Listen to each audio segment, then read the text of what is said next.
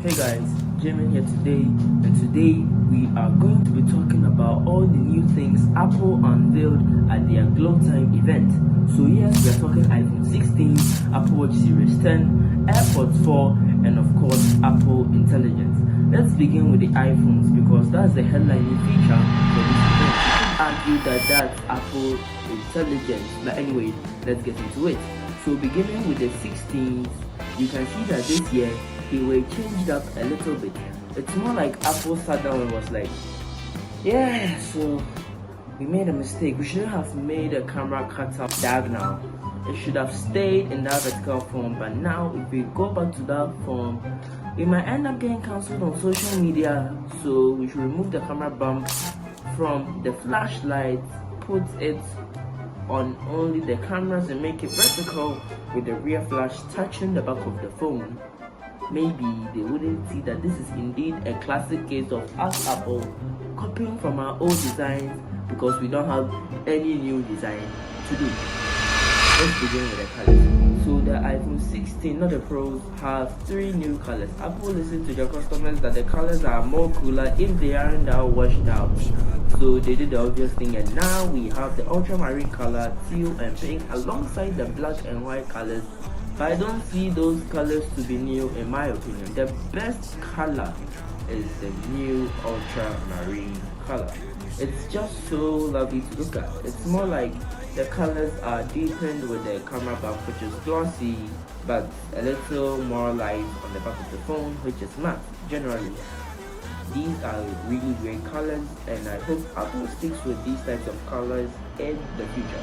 Moving on, let's talk about the camera. So on the iPhone 16, we have 2 new rear cameras: the 48 megapixel wide lens and the new 48 megapixel ultra wide lens, which can now shoot high detail macro images. I'm not going to bore you guys with the specs of the cameras. I'm just talking about the new software features Apple has added to their phones. So we have this new button called Camera Control. This button is more like a modern trackpad. Yes, it sounds weird, but listen.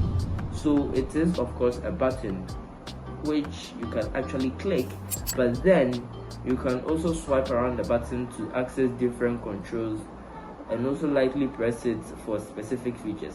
It's more like the side mounted fingerprint sensor. So clicking the button will of course open the camera app. Click it again, you take a photo. Long pressing, you take a video. Lightly clicking it twice opens a menu where you can access some camera controls like exposure, zoom, and so on. I'm going to be completely honest here. To me, this button is useless. I mean, it's really cool and some apps have already integrated it like Snapchat, but it feels very un-Apple-like to create such a button. The company I expect to do something like this is definitely not Apple. But of course, Apple has made it and it's there, so I mean, of course, we'll use it. So guys, that's basically everything new for the iPhone 16, and of course, it has gotten the action button, a new chipset, support for AAA titles, the A18, and that's basically it. I mean, there's the new USB-C. Aside that, everything is kind of little things. To those wondering, I will talk about Apple Intelligence later. So yeah, so the iPhone 16 Pros, we've got to see the new iPhone 16 Pros, and this is even more boring compared to the iPhone 16, guys. So everything about the iPhone 16 is also yes, just that we have a 12 megapixel telephoto, the A18 Pro instead of the A18, and the colors are more daddy colors. So they are black titanium, white titanium, natural titanium, and the new desert titanium. So the standing out feature is the A18 Pro, which is of course faster than the A17 Pro, which has some new machine learning cores which make it better for AI and all that needy stuff, better ray tracing for games, and of course better cameras. So we are at the climax, and now we are talking about artificial intelligence. So Apple added some new AI features to this iPhone, like the ability to use your camera app and just ask Siri to look up something for you.